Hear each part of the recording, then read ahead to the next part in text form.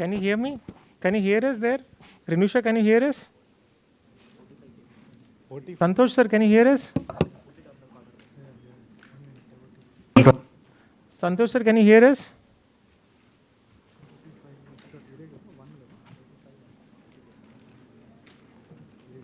So the second case is a young girl with a necrotic subcarinal node. Santha, Vinpistundamma? Can you talk? Somebody can talk so that we want to hear what is being said there. No, we can't hear you. You have to talk in the mic. Is this working? Yes, now we can hear you. Okay. Is it clear? Yes, we can hear you. Okay. So, so is it Dr. Pawan? Na? Yes, Yeah, Dr. Pawan. Yeah. So, Can you just tell us what you will be doing now? so the history has been already given to this regarding this case. No, I will just tell the history. Yeah. She is a young girl with disseminated proven tuberculosis. She was initially diagnosed with Crohn's, then developed tuberculosis, completed 1 year of ATP. At the end of therapy, repeat imaging was done. It still showed necrotic subcarinal nodes and multiple periportal and peripancreatic nodes. So the EBUS is being done to assess whether she is microbiologically negative or not. So there is no other source anywhere, no lung lesions. So the intent of the procedure is to mainly take material for microbiological tests. And here I think they are showing EUS-B. There is only a subcarinal node. There is no other node and abdominal node. So I think EUS is a better way to access a simple subcarinal node. Pawan, over to you. Yeah. So this, if you look at the CT scan of this patient, only subcarinal node and some paratracheal nodes are there. We are going to use the pulmonologist EBUS scope into the esophagus called as EUS-FNA. The differences you have seen in the morning, our scanning portion of the ultrasound transducer is around 70 degrees, while that of the EUS scope of gastroenterology is around 180. So you can see the amount of, you will see the differences even in real-time imaging, that a scanning portion for us provided with the scope is limited, with which we have to gauge the anatomy as well as the nodes simultaneously. Before starting any EUS, you should always look at the coagulation parameters, look for the history of chronic liver disease, portal hypertension, stricture, any GI bleed, peptic ulcer. Those things should be asked in the history, and once you are convinced that this patient is fit enough, you can go ahead. So what we are doing now is, patient has already been intubated. You can continue the oxygenation with simple nasal prong, nasopharyngeal airway, and with minimum moderate sedation. In this case, a bite blocker is placed so that you are going to protect your scope just in case patient gets awake in between. So can you see that the endotracheal tube has crossed the vocal cords and patient is intubated very nicely. The structures which are seen are arytenoid cartilage. So you have to unlearn your EBUS. What you have to do is you have to cross the, you have to enter the esophagus like you insert a Ryle's tube from behind the arytenoids. So what I'm going is, I'm going blindly. As you can insert a Ryle's tube, this transducer also can go smoothly, and we are going inside. Now in EUS, what we look at is only ultrasound characteristic. We do not have any endoluminal vision, which has been there with EBUS, with the gastroenterology scope. So what in mediastinum, the interest for EUS is mostly for the inferior mediastinal nodes, and the EUS anatomy is divided into 4 stations. What we look at, we stop at the liver, we stop at the left atrium, then we look for subcarinal area, and from that above we go to 4L nodes. That is the famous Mickey Mouse sign. And if at all you have any upper paratracheals, especially 2L nodes, we can see them by tracing the aorta. Now in this case, what I'm showing you is the minimalist approach from the pulmonologist point of view, and if the time permits, we will request our gastroenterologist also to take over after doing the puncture. So what I have done is I have gradually slided the scope into the esophagus towards the liver. Now everybody imagine that the liver is pointing at 12 o'clock location. It means it is in front. As the suction portion is facing the 12 o'clock, it means your transducer is also facing the 12 o'clock. And hence onwards, all the scope movements will be described as clockwise towards the right, anti-clockwise towards the left. What we are looking at is, we are across the gastroesophageal junction, and we are looking at the left lobe of a liver and small hepatic venules. You can see some pulsations which are arising from the cardiac chamber. What you need to do is trace the left lobe of the liver and move your EBUS scope proximally, gradually, and these are all very millimeter movements. And when you turn towards clockwise, you will start seeing a vascular structure. From liver, can you see this? Can you put a Doppler, please? Color. Color. This one, sir. Color. Power, sir, power. Power. Color is okay. Okay. So what we are looking at is liver, and there is a vessel which is, when I'm taking the scope little proximally, you are entering into the right atrium. Now power Doppler off, please. So this is the right atrium. Liver, infravena cava going into the right atrium. My scope is around 2 o'clock position in the esophagus with a clockwise rotation. I'm coming little bit up, and you start seeing the other cardiac chambers. Now to look at the left atrium, we have to turn our scope clockwise, anti-clockwise, to see the left atrial chambers. Can you see that? This is the left atrium, and when you look at little deeper, you will start seeing the mitral valve very nicely seen, and the deeper structure further down is the left ventricle. So left atrium, mitral valve, and left ventricle. Little bit further clockwise, I see a tricuspid valve. Can you see? Can you point out on that tricuspid valve, please? You can see a tricuspid valve, and this is the left ventricular outflow tract. Beyond that, the arch of aorta comes out. So what we saw is, we saw the liver. We came from the infravena cava to the right atrium.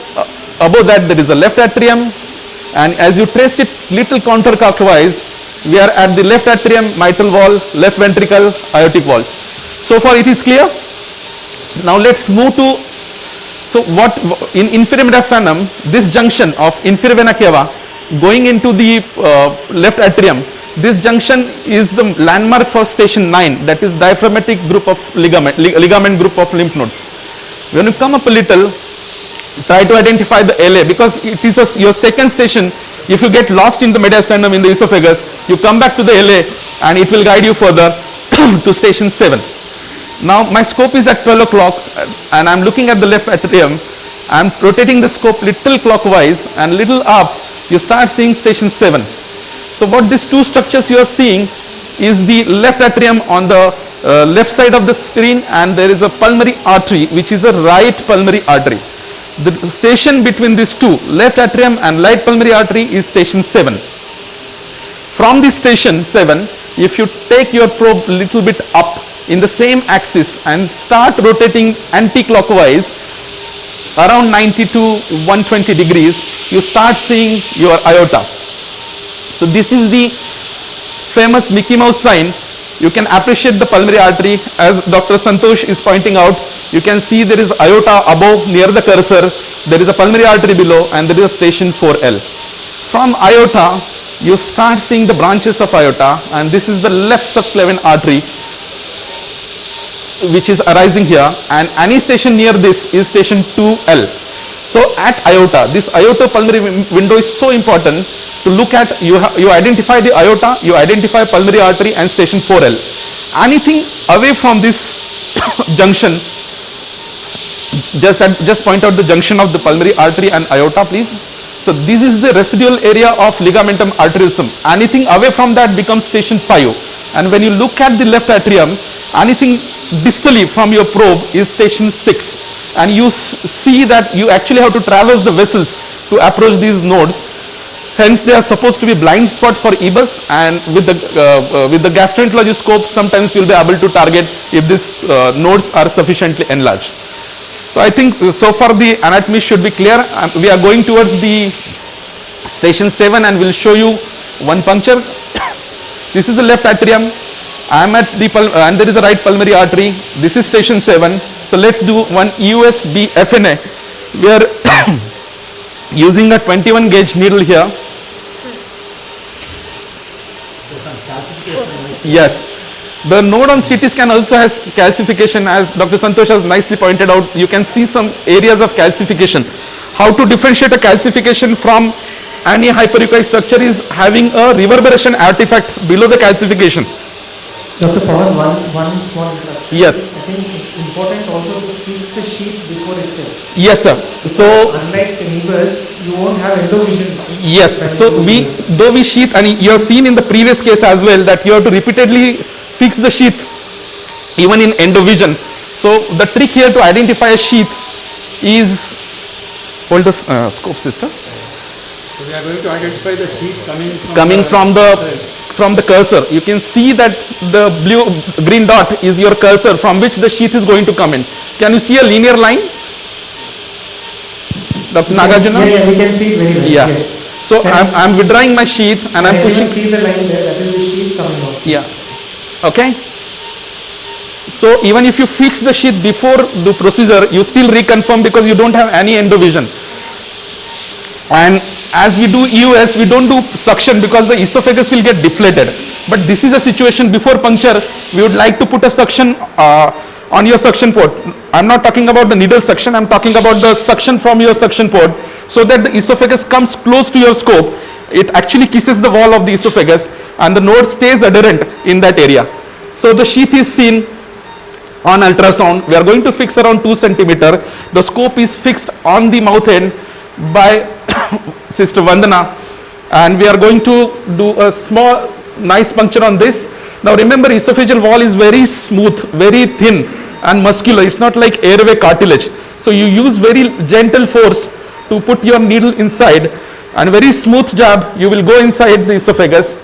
Now I'm moving the stylet the same way what we do for the EBUS, dislodging the epithelial material from the mucosa. And we are going to do small excursions or rotations. We have done what we go inside, it is a pass. What we do repeated movement is our small excursions in that, and we are going to do millimeter extension from cortex to the cortex in this node. You can see there is a left atrium on one side and pulmonary artery on other side. We are going to do around 15 to 20. There is heterogeneity in this node and calcification as seen on the CT scan as well. So Dr. Pawan, you're talking about how to identify calcifications. I interrupted you there. I think you can Yes. So I'll try to show it again, because once the needle goes in, it is going to create some ghost track and some artifacts inside the node. So one of the things with the EBUS scope in the esophagus is whenever we try to puncture, the scope will be pushed back. So you will lose the image.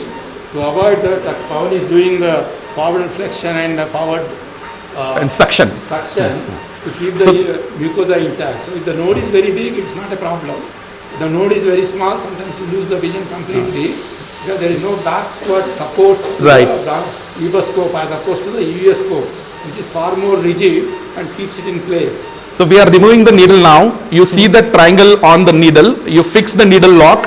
Reconfirm your sheath is there. You can see that mark still. And then we are going to take out the needle out.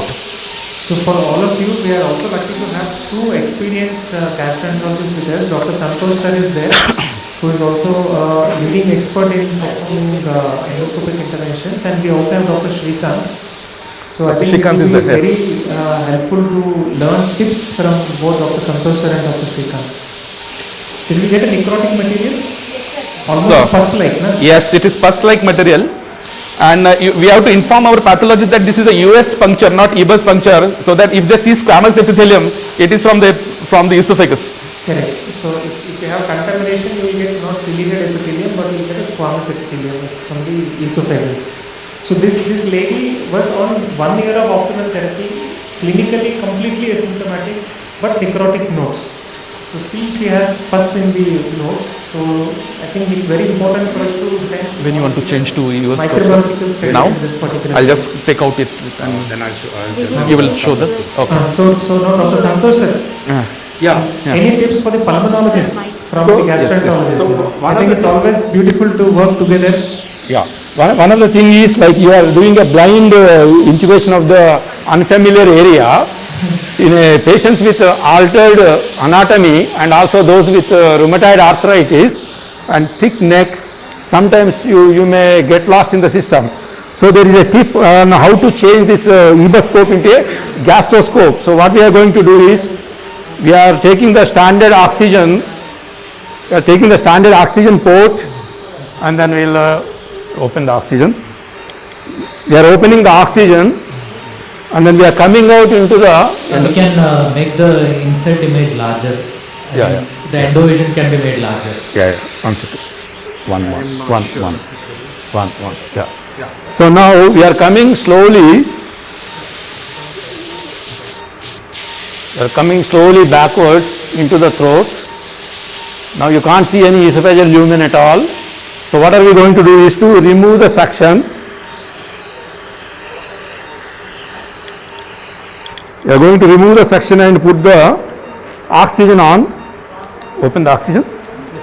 Now what I am going to do is, like you suction, you apply the suction, you press the suction button, you can start seeing, it will give a view like a gastroscope. Now you can see that, you can inflate these things, you can see the laryngeal scope going there, arytenoid cartilages, so you slide those, come back a bit, so we can see that that's the ET tube, and we are going into the arytenoid, and now you go to the pyriform fossa, and then keep the suction button pressed, and then you can get into the esophagus. Here also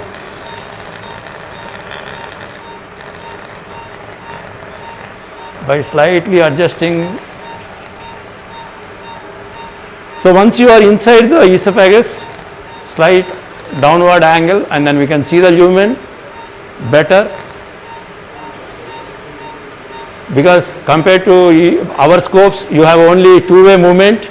Now you can see that much esophagus, and you can keep the suction on like that, and then you can go up to the, you can see this view you will not get without this thing, and we are only using the oxygen. This tip you can also use for your unstable patients while doing the endobronchial procedures also. So that is one way of doing it. Second way of doing, if you want suction, is we'll put the suction on. Cut this one please. So we can also use the suction simultaneously with a biopsy channel. We can put the oxygen on, and now we should not press the suction button, and then this is slightly tricky, but this can also be used. Yeah, put this one. Take out this one and put adapter. You can. Since we are not trained in esophagoscopy and gastroenterology, often we don't insist on getting a esophageal endoscopic vision. So we most often target the lymph nodes, so we follow the endoscopic anatomy. So if you want to go further into the lower esophagus, this is a way of going in. This time we should not use the suction button, and then we can do that. Okay, so that's how we take, and you can watch for any bleeding. If you happen to have bleeding and you notice that there is a high risk bleeder case, you can use this technique to watch the esophageal lumen. Now I will hand over to Dr. Srikanth, who is going to demonstrate the EUS appearance of the same lesion and also subsequent stations. So now we have seen the vision with an EBUS scope in the esophagus. So now we will see the vision with the EUS scope in the esophagus. So how different it is.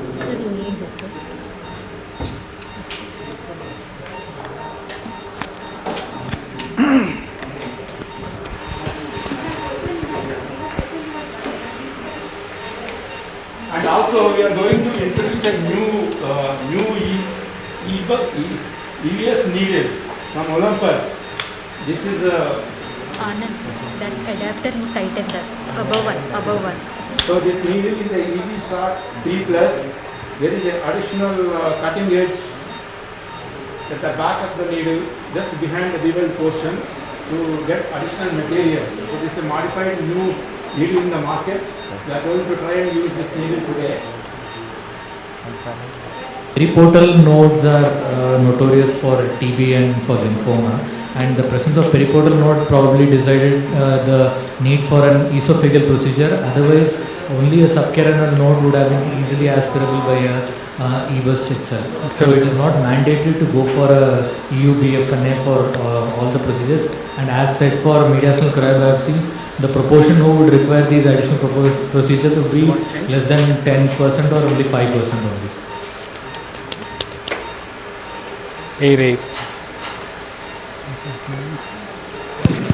Dr. Srikanth, you can start. Yeah, I am using UC 180 series therapeutic scope from Olympus. So the outer diameter of this is 14 and with working channel of 3.7. This is double the size of an EBUS scope. Yes. We get scared with a 6.9 mm outer diameter and we want thinner scopes. So in the EUS it is the other way around, they want bigger scopes. So it is 14.5 mm. Here we should be careful that one should inquire about the dysphagia to tablets and the hard food, where they may be having webs and some strictures. Occasional granulomas. Okay, so we have the pathologist there. So this case also is a granulomatous, obviously because this is a proven case of tuberculosis. The intent was not to get a diagnosis, the intent was to take for microbiology.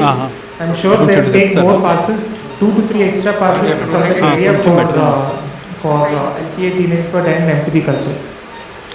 So we are intubating the upper esophageal sphincter now.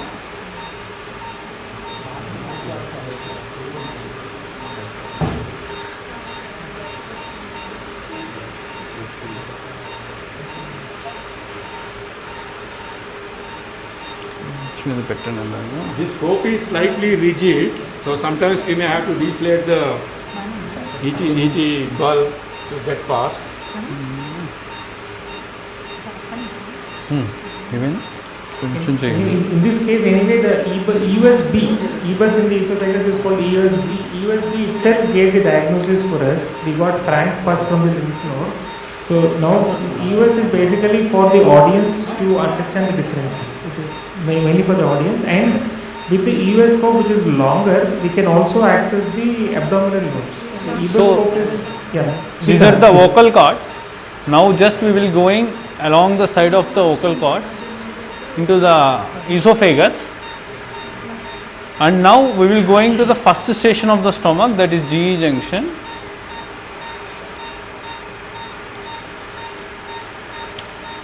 So once we are at GE junction,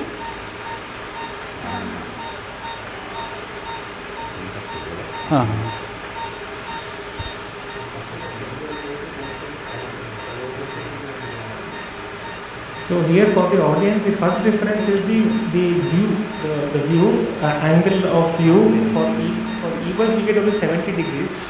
For EUS you get 180 degrees view. So that is the first difference in the vision. Srikanth, you can keep talking. yes sir. So the minimal depth is 6 mm, the maximum depth up to 10 centimeters we can go, but the optimum one will be around 5 to 6 centimeters. You will get a very good image quality. So usually our orientation is in the left lateral, so that we will be able to see this. This is the liver we are seeing now. Just think we will turn the patient to left lateral because that will be better. Yes. Is it a pillow system?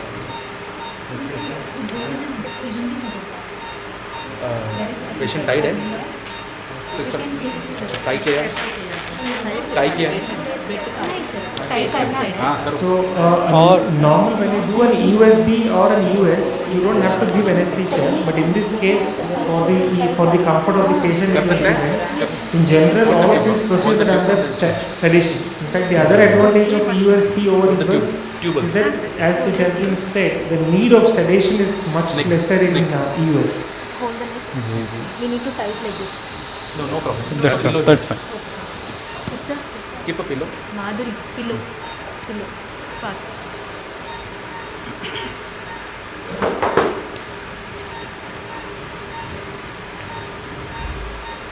So this is the left lobe of the liver. So now as we go anti-clockwise, we will come to the hilum,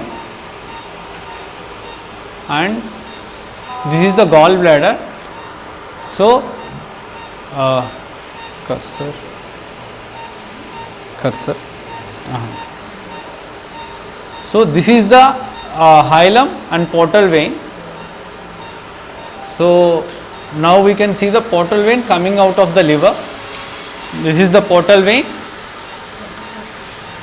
This is the portal vein, and just push it a little bit, and next this is that large periportal node which is hypoechoic, well circumscribed.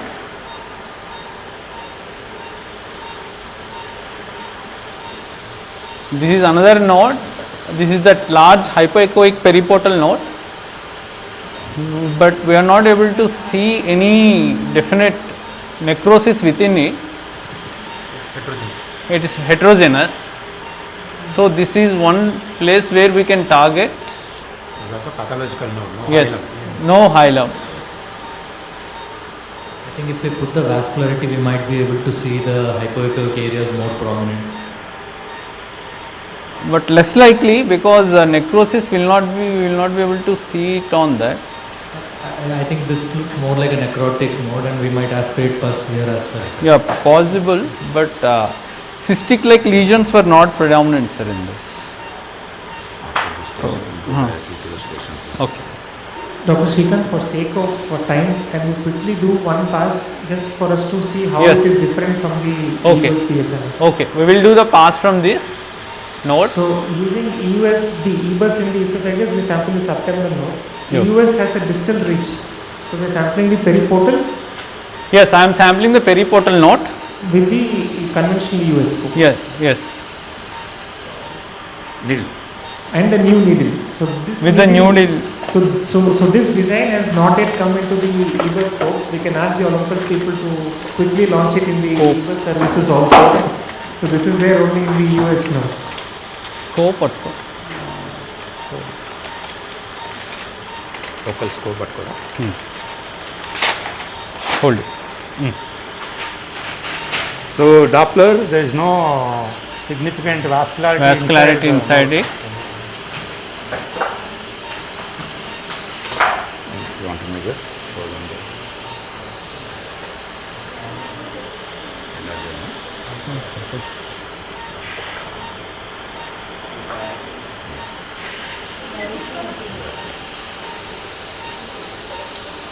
So we will zero the sheath and needle, then we will be inserting it.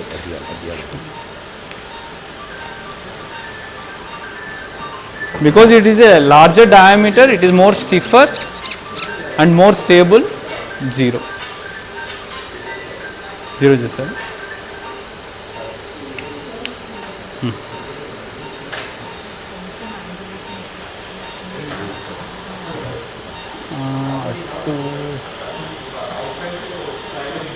Yes. Yes. Okay. Yes. Hold it. Scope. Hold it.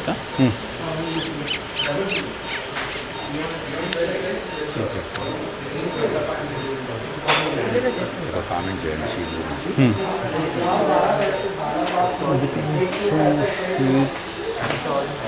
Hold it.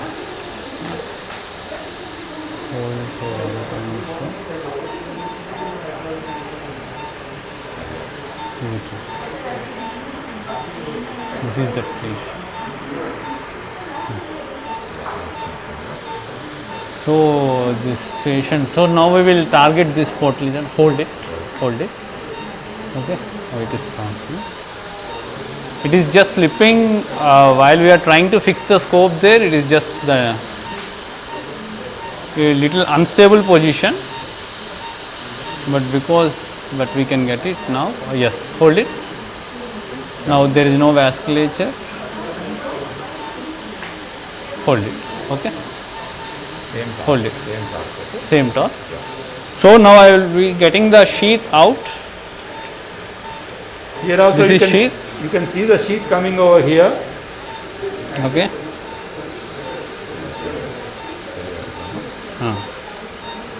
Now I will fix the sheath.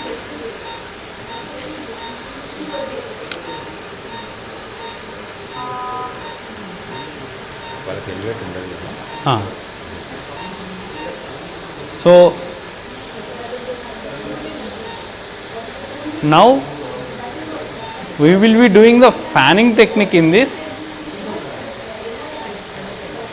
Same. And we will be doing slow pull out technique.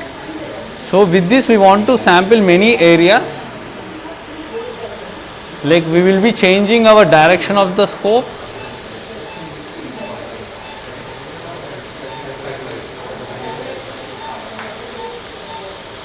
This is a new FNB needle. So now with the EUS-FNBs, we are not using the negative suction.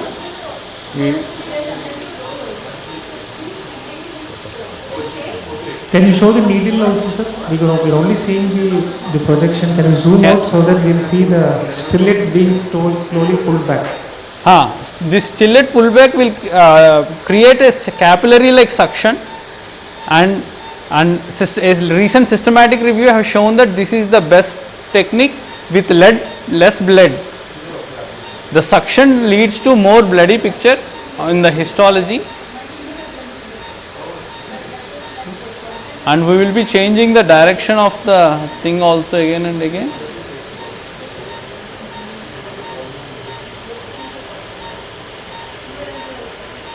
So if you can see slowly from the periphery of the node, they are moving towards the center. Yes. So they are doing the fanning technique as well as the slow capillary refill technique.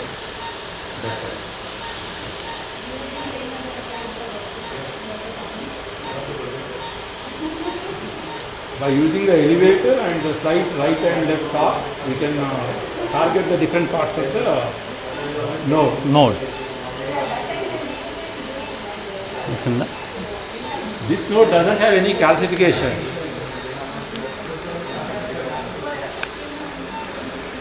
So the fanning technique now is a standard technique in all the EUS-FNBs, and we use always, now the FNA has gone out.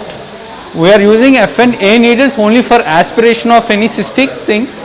Otherwise, we are now moved on to FNB needles alone for all the biopsies, any solid lesion biopsies. Srikanth, thank you so much. I think it was a very beautiful demonstration. So I think for the pulmonologist, I think gastroenterologists have already moved from FNA to FNB completely. We are still in FNA. Slowly, probably we will also move towards FNB. And thanks to him, we have seen the fanning technique and the slow capillary refill technique also. I think we will hold the live transmission and we'll start the second session here. Thank you all.